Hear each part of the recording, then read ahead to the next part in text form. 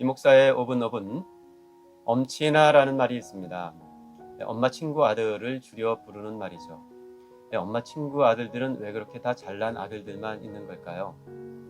엄마 친구 아들과 비교되는 순간 그 집 모든 아들들은 다 오징어가 됩니다. 엄마 친구 아들들은 만나면 왜 그렇게 자기 자식 자랑들만 하는 걸까요?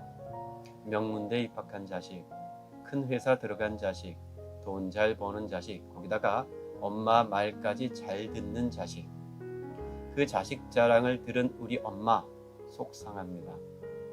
샘도 나고 화도 나고 부럽기도 합니다. 부러움으로만 그치는 것이 아니라 집에 들어와 보면 여전히 소파에서 둥글고 있는 내 자식, 내 아들 바라보며 다시 그 엄친아 생각이 나서 엄친아 이야기를 합니다. 엄마 친구 아들은 말이야 하면서 말이죠. 예수께서 말 못하게 하는 귀신을 내어 쫓으셨습니다.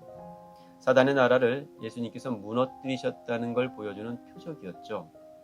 이제까지는 사단이 힘센 채 하면서 세상을 다스렸지만 이제 예수 권능과 함께 하나님 나라가 시작이 된 겁니다. 하지만 사람들은 그것을 알아보질 못하죠. 바알세불의 힘을 빌린 것이라 하는 사람들도 있었고 또 다른 표적을 구하면서 예수님을 시험하는 사람들도 있었습니다. 그러던 중에 어떤 여인 하나가 예수님 말씀을 듣고 뛰어 달려오며 이렇게 외칩니다. 당신을 뵌 태와 당신을 먹인 젖이 복이 있나이다. 당신 어머니가 복이 있다고 당신 어머니가 부럽다고 말하는 거죠. 예수님을 엄친아로 만드는 겁니다. 예수님께서는 이 여인의 이야기를 듣고 복의 내용을 이렇게 전환시키십니다. 예수께서 이르시되 오히려 하나님의 말씀을 듣고 지키는 자가 복이 있느니라. 전에 예수님의 어머니와 형제들이 찾아왔을 때도 같은 말씀을 하신 적이 있습니다. 내 어머니와 내 동생들은 하나님의 말씀을 듣고 행하는 이 사람들이라. 하나님 나라에서 참된 가족이 누구인지를 밝히신 말씀이었죠. 이와 같이 오늘은 하나님 나라에서 참된 복이 어떤 복인지를 알려주시려는 겁니다. 하나님의 말씀을 듣고 행하는 사람들이 참된 하나님 나라의 가족이었듯이 하나님의 말씀을 듣고 지키는 사람들이 참된 복을 가진 사람들이라는 겁니다. 물론 예수님의 어머니 마리아는 복 받은 여인입니다. 하지만 그 복은 예수님을 낳은 몸이어서가 아니라 하나님의 말씀에 순종했기 때문에 갖게 된 복이었습니다. 주의 여종이오니 말씀대로 내게 이루어지이다.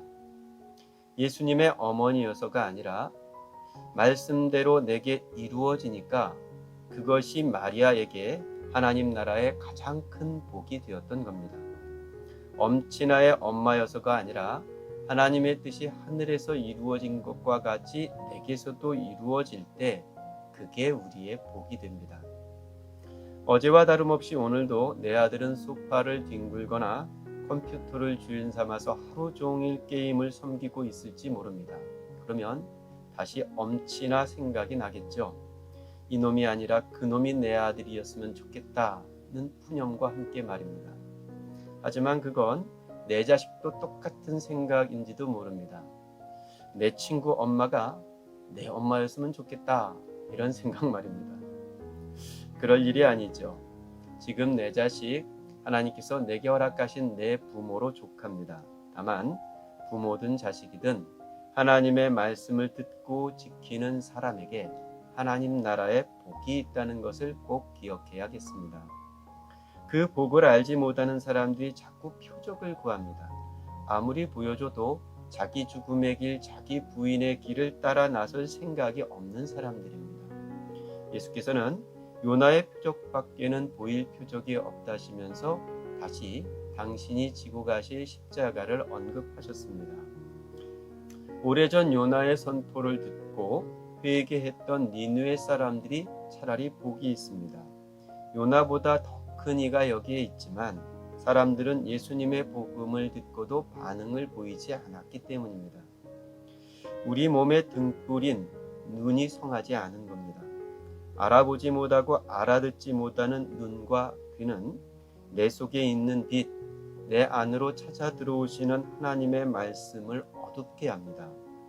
네 온몸이 밝아 조금도 어두운 데가 없으면 등불의 빛이 너를 비출 때와 같이 온전히 밝으리라 하신 말씀과 같이 맑고 밝은 눈으로 하나님의 말씀을 대하는 하루로 시작해야겠습니다.